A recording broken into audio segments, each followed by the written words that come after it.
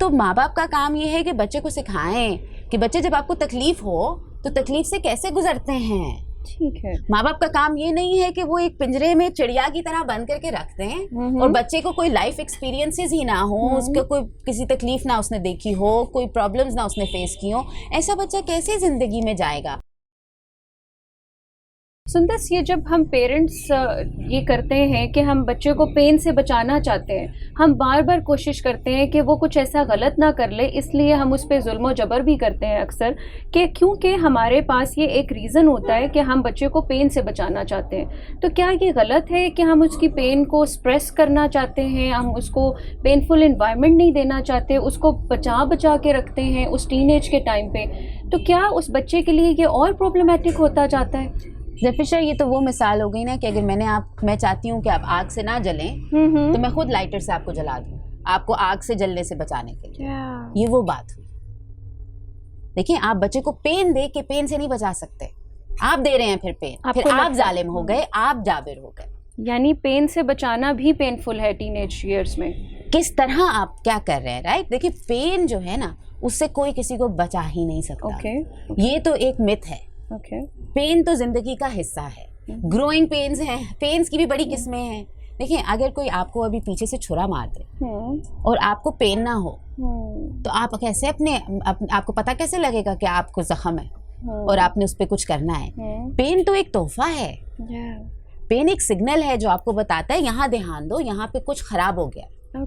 फिर आप वहाँ ध्यान देते हैं, वहाँ मरहम पट्टी करते हैं या जिस चीज़ की ज़रूरत है वहाँ प्यार देते हैं, तो उससे फिर आपकी पेन ठीक हो जाती है। तो पेन तो इसलिए आती है कि भाई यहाँ पर तवज्जो देने की ज़रूरत है। ये तो एक तोहफा है हमारा। देखिए, अल्लाह ने जो चीज़ बनाई है उसका मकसद है कोई ना कोई, तो ये मकसद है पेन का। सो पेन अवॉइड नहीं हो सकती। पेन से सीखा जाता है। पेन जहाँ होती है उसको वहाँ तवज्जो दी जाती है, मरहम पट्टी की जाती है। तो माँ बाप का काम ये है कि बच्चे को सिखाएं कि बच्चे जब आपको तकलीफ हो तो तकलीफ से कैसे गुजरते हैं। ठीक है। माँ बाप का काम ये नहीं है कि वो एक पिंजरे में चिड़िया की तरह बंद करके रखते हैं और बच्चे को कोई लाइफ एक्सपीरियंसेस ही ना हो, उसको कोई किसी तकलीफ ना उसने देखी हो, कोई प्रॉब्लम्स ना उसने फेस की हो। ऐसा बच्चा कैसे जिंदगी में जाएगा। अब उस बच्चे को आप भेज देते हैं शादी करके, या वो कैसे चलाएगा? वो तो कोई भी चीज़ होगी वो तो ओवरवेल्म हो जाएगा, उसके तो हाथ पाँव फूल जाएंगे। ओवर प्रोटेक्ट करना जो है वो बच्चे को डिसेबल करने के बराबर है। बच्चे को हक दें कि वो गलतियां करे, बच्चे को हक दें कि वो गिरे ताकि वो उठे, वो अपने आप को झाड़ना सीखे, वो अपनी गलतियों से सीखे। क्योंकि जो आपको सिखाया जाता है, जब वो कुदरत सिखाती है, उसका भी कोई अनमोल नहीं। इसी तरीके से पेरेंट्स जब हैं, वो आप जब बच्चे को गिरने देते हैं, फिर बच्चा गिरता है, माँ बाप के पास आता है, अम्मी चोट लगी है, ठीक है, आप मरहम पट्टी करते हैं उसकी, बच्चे को प्यार देते हैं, फिर आप बच्चे को समझाते हैं कि बच्चे अगली दफा इस तरह कोशिश करके देखो, फिर अगली दफा बच्चा इस तरह बच्चा बेहतर होता है। ऐसे परवरिश होती है। सो जब ये टीनेजर्स, जब इनकी आगे चल के शादी 20s में या 30s में कर दी जाती है और ये ट्रोमेटिक होते हैं और इनको अपनी शादी में कोई भी प्रॉब्लम आती है, तो वो उस वक्त, जैसे आपने बताया कि वो ओवरवेल्म हो जाते हैं और वो फिर से अपने पेरेंट्स के पास जाते हैं और उनके पेरेंट्स उनको फिर से अपने इमोशंस को एक्सप्रेस करने का कहते हैं और उनको कहते हैं कि पेन को जितना हो सकता है अवॉइड करो। और शायद इस वजह से आगे रिलेशनशिप्स में इश्यूज आते हैं, मैरिटल लाइफ में इश्यूज आते हैं। आप क्या बताती हैं कि इन ट्रॉमास का कब से सोल्यूशन हमें मिल सकता है? इसका ट्रीटमेंट क्या हो सकता है? इसका जो रिकवरी टाइम है वो कैसे हो सकता है, कितना हो सकता है? जी, अब ये जो आपने बात की है, ठीक है ना, इसका थोड़ा हमें ना पीछे से देखना पड़ेगा। जो ट्रॉमा होता है ना, जब भी हम ट्रॉमा से गुजरते हैं, कोई ऐसी चीज़ होती है जो कि बहुत इतनी बड़ी हो जाती है कि हमारे पास टूल्स नहीं होते उसको समझने के, प्रोसेस करने के, उससे गुजरने के, और हमें सपोर्ट नहीं मिलती, तो उस सूरत में ट्रॉमा क्रिएट हो जाता है, राइट? और वो ट्रॉमा क्या करता है, वो आपका खुद से जो रिश्ता है ना उसको तोड़ देता है। आपका अपने जज्बात से जो रिश्ता है वो खराब हो जाता है। बजाय जहाँ पर आपके जज्बात आपको सपोर्ट कर रहे थे, आपको बता रहे थे कि अच्छा देखो, जज्बात तो हमारे गाइड्स होते हैं ना। तो जज्बात जब हम छोटे होते हैं हमें बताते हैं, अम्मी के पास जाती हूँ तो अच्छा महसूस होता है, तो अम्मी के पास जाओ। अगर मैं किसी बंदे के पास जाती हूँ तो मुझे थोड़ा अजीब लगे तो उसके पास मत जाओ।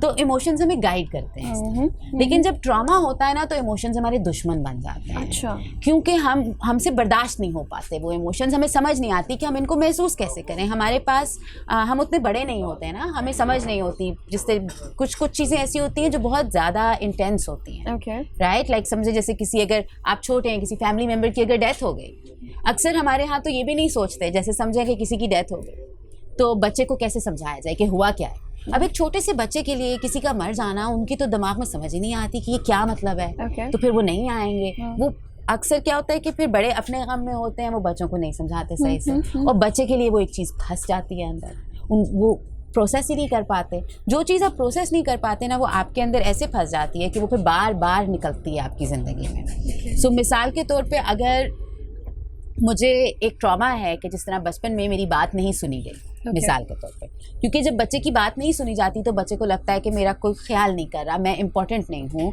शायद मैं किसी लायक नहीं हूँ। बच्चे का सेल्फ कॉन्फिडेंस ख़राब हो जाता है और एक वो ट्रॉमेटिक कंडीशन हो जाती है जिसके अंदर बच्चे खुद से नफरत करना शुरू कर देता है। ठीक है, जैसे for example I am 5 years old और आप मेरी मदर हैं, मैं आपके पास आई हूँ और मुझे चोट लगी है और मैं आपको कह रही हूँ कि प्लीज़ मेरी चोट देखें और आप मुझे नहीं देखती, तो क्या वो इवेंट ट्रॉमेटिक इवेंट बन जाता है मेरे लिए? बिल्कुल, बहुत चांसेस हैं।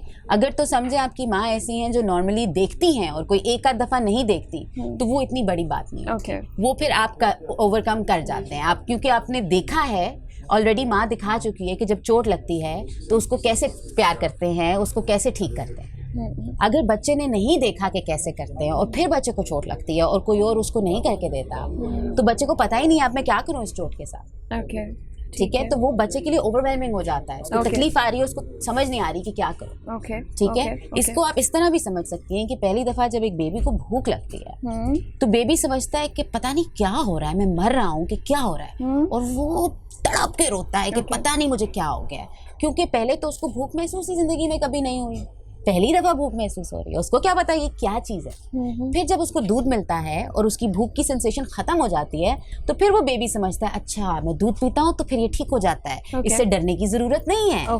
राइट। अगर नहीं मिलता बच्चे को दूध, बच्चा समझता है मैं मर रहा हूँ, क्योंकि बच्चे को तो अभी सेंस ही नहीं है कि क्या है क्या नहीं है। राइट। सो इसी तरीके से हम सिखाते, हर चीज़ बच्चे को हम सिखाते हैं। ये हमें याद रखना चाहिए कि सबसे पहला काम जो है माँ बाप का सिखाना है। डिसिप्लिन करना जो है वो तो बहुत बाद की दूर की चीज़ है, सिखाएंगे नहीं तो डिसिप्लिन क्या करेंगे। सिखाए बगैर डिसिप्लिन करना एक ट्रॉमा देने के बराबर है, बच्चे को तोड़ने के बराबर है, बच्चे को अपने खिलाफ करने के बराबर है, कि बच्चे को एक मैसेज मिलता है कि तुम खराब। राइट।